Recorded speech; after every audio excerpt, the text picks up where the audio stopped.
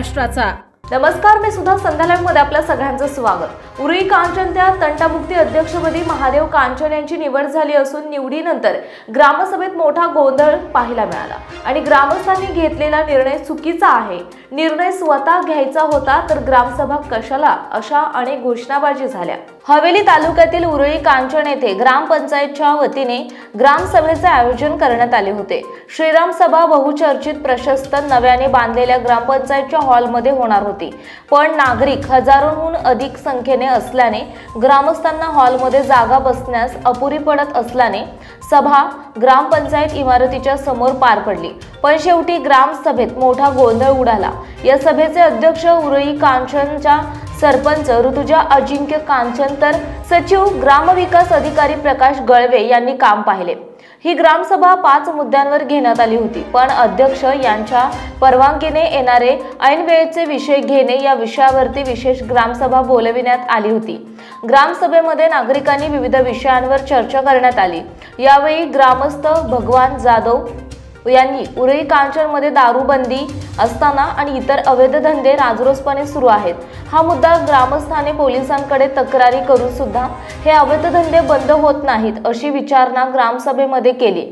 तसेच यावेळी रामभाऊ तुपे म्हणाले की महाराष्ट्र शासनाने ग्रामस्वराज्य सॉफ्टवेअर असताना हवेली तालुक्यामध्ये सर्रास खासगी सॉफ्टवेअर वापरले जाते, त्याऐवजी ग्रामस्वराज्य हे सॉफ्टवेअर वापरावे अशी विचारणा केली असता ठराव पास करण्यात आला आणि मतदार यादीतील 1450 नावे हरकती घेऊन कमी करण्यात आल्याच्या बद्दल ही चर्चा आरोप प्रत्यारोपावर झाली।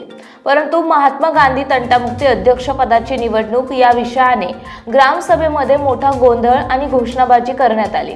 यामध्ये तंटामुक्तीचे अध्यक्ष अलंकार कांचन यांनी आपल्या पदाचा राजीनामा दिल्यानंतर आणि आजच्या ग्रामसभेत नवीन तंटामुक्ती अध्यक्ष निवड करण्याची विषय घेण्यात आला।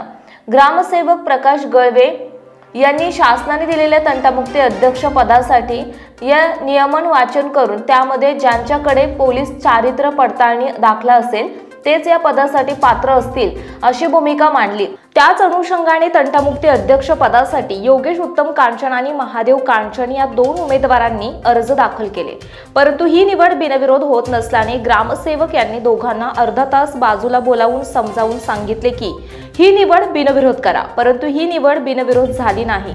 सरपंच अध्यक्ष यांनी महादेव कांचन यांच्या निवडीची घोषणा केली आणि सभा संपल्याचे जाहीर करताच त्या ठिकाणी मोठा गोंधळ निर्माण झाला। यावेळी संतप्त ग्रामस्थांनी ही निवडणूक लोकशाहीला धरून नसलेले आरोप करत थेट ग्रामसेवक यांच्या कार्यालयावर धडक दिली। त्या ठिकाणी गोंधळ सदृश्य परिस्थिती निर्माण झाली। ग्रामस्थांनी अन्याय झाल्याच्या घोषणा देत प्रचंड घोषणाबाजी केली। यावेळी ग्रामसेवक यांनी सांगितले की झालेली ग्रामसभेचा इतिवृत्त वृत्तांत जसा आहे तसा मी सादर करणार आहे। तंटामुक्ती अध्यक्ष पद निवडीचे सर्वस्वी निर्णय हा अध्यक्ष सरपंच यांनी जाहीर केला। यावेळी बोलताना सरपंच ऋतुजा कांचन यांनी सांगितले की तंटामुक्ती अध्यक्षपदी महादेव कांचन यांची निवड ही सर्वानुमते गावात वाद नको म्हणून सर्वाधिकार अध्यक्ष या नात्याने मला देण्यात आला। महादेव कांचन यांची ही निवड जनतेसमोर आणि ग्रामसभेत झाली आहे। कांचन गावात तंटामुक्तीच्या अध्यक्षपदाची निवड झाली। पहिली गोष्ट तर तंटामुक्तीचा हा विषय अध्यक्षपदाचा तिथे येत नव्हता, परंतु मी पूर्वीचा तंटामुक्ती अध्यक्ष मला विचारले गेलं नाही, मी स्वखुशीने राजीनामा तिथे दिला। परंतु त्यात असताना मी 2 सांगितलं ग्रामसभेतला मुद्दा सांगितला ग्रामस्थ म्हणून की जी निवड करायची ती लोकांच्यातून केली पाहिजे, परंतु सन्माननीय अध्यक्ष सरपंच होते त्यांनी जी मनमानी केली आणि त्यांच्या मागून जे कुणीच नव्हते गावाचे त्यांनी म्हणले मंजुरी मंजुरी असं करून इथून काढता पाय घेतला निघून गेले। भाऊसाहेब सचिव हे शेजारी उभा होते, ते काहीच बोलले नाही।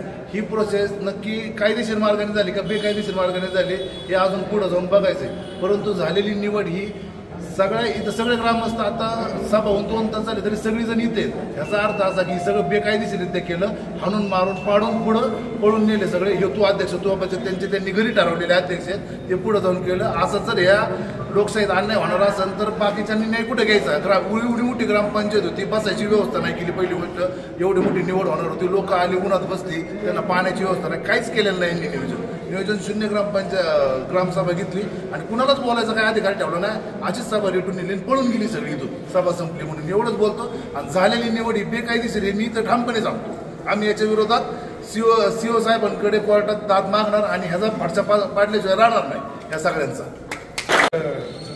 अध्यक्ष जे होते सरपंच तर त्यांनी जनमत न घेता ग्रामसभेतले लोकांचे मतदान किंवा आवाजी मतदान न घेता स्वतः निवड केली. हा कुठेतरी अन्याय होते, हा चुकीच्या गोष्टी घडलेल्या आहेत. त्यासाठी आम्ही अर्ज केलेला आहे, भाऊसाहेबांकडे केलेला आहे, व्हिडिओवर अर्ज करणार आहे.